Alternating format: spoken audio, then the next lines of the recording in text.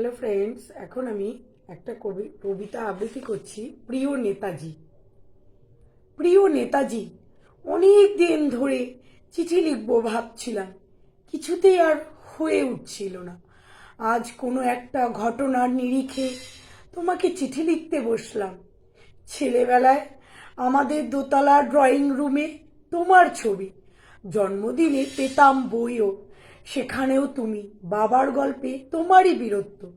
দেখতে দেখতে, শুনতে শুনতে ক্রমে আমিও তোমার ভক্ত। বাবা বলতেন ইন্ডিয়ায় আর একজন নেতাজির দরকার ছিল। মা গাইতেন বীর সুভাষের মহান দেশ। দাদু বলতেন ছেলেটাকে ওরা শেষ করে দিল। ঠাম্মার চোখে তখন আঁচলের খুঁট। এসবের মধ্যে বড় হওয়া আমিও কেমন একটা ঘোরের মধ্যে থাকতাম। ভাবতাম পারতে, তুমি সব পারতে। তুমি আর একবার একবার আমাদের মধ্যে তোমাকে পেতাম। আজ উত্তর 40-এও আমার একই ঘোর। তুমি পারতে, কেননা দেশের মাটিতে দেশপ্রেমের মতো জোরালো একটা ঝাঁকুনি দেবার ক্ষমতা তখন আর কারোর ছিল না। এখনো আছে কি? তোমার হারিয়ে যাবার পর দেশে কত কমিশন বসেছে। ভারতের পূর্ব, পশ্চিম, উত্তর, দক্ষিণে কোনো পীর, কোনো সন্ত, কোনো দয়ালু বৃদ্ধ কে দেখে ভুল করেছে সবাই, ছুটে গেছে তুমি মনে করে, কিন্তু ফিরেছে মাথা নেড়ে। তবু তোমাকে পাবার আশায় বুক কেঁপেছে। তুমি তো শুধু বসুবাড়ির নও, গোটা ভারতবর্ষের মণিকোঠার হিরো, যার আলোর শুদ্ধতা কালোকে সাদা করতে পারে। এই বিশ্বাসে ভর করে সবাই ভেবেছিল তুমি আসবে, আসবেই, কিন্তু এলে না। কেটে গেল অনেকগুলো বছর, পেরিয়ে এলাম জীবনের অনেক গলি খুঁজে।